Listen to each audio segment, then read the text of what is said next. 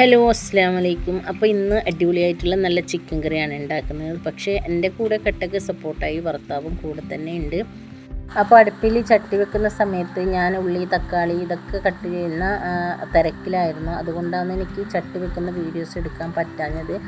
വേറെ ഒന്നുമില്ല, ചട്ടി വെച്ച് ഓയിൽ ഒഴിച്ച് കൊടുത്തിട്ട് ഉള്ളി അതുപോലെ തന്നെ വെളുത്തുള്ളി ഇഞ്ചി പേസ്റ്റ് മഞ്ഞൾപ്പൊടി ക്യാപ്സിക്കം ഇതൊക്കെ ഇട്ട് വഴറ്റിയതിന് ശേഷം നമ്മളെ വെള്ളച്ചെറുങ്ങ ഇട്ട് കൊടുക്കുന്നുണ്ട് കേട്ടോ. നല്ല ടേസ്റ്റാണ് ഇതിട്ടാൽ. അധികം ഞങ്ങൾ ഇങ്ങനെയാണ് ഉണ്ടാക്കുന്നത്, അല്ലെങ്കിൽ ഉരുളക്കിഴങ്ങ് ഇട്ട് കൊടുക്കും.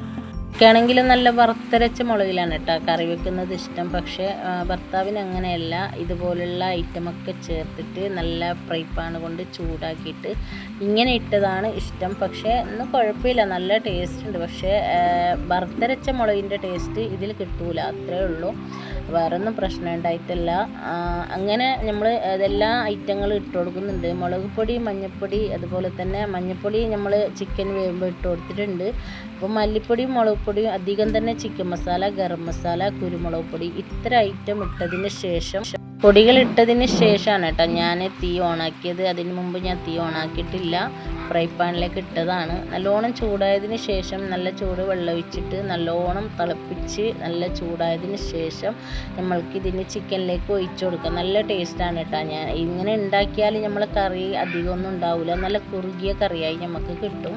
ഇതിൻ്റെ കൂടെ കഴിക്കാനായിട്ട് നമുക്ക് ചപ്പാത്തിയാണ് കേട്ടോ നല്ലത്. ചോറിൻ്റെ കൂടെ എന്തായാലും സെറ്റാവില്ല, ചപ്പാത്തിയാണെങ്കിൽ അടിപൊളിയായിരിക്കും. അപ്പോൾ നമ്മളെ കറികളൊക്കെ കുറുങ്ങി അവസാനമായിട്ട് എല്ലാ കറിയും സെറ്റായതിന് ശേഷം നമുക്ക് മല്ലിച്ചപ്പും അതുപോലെ തന്നെ കറിവേപ്പില ഇട്ട് കൊടുത്തു.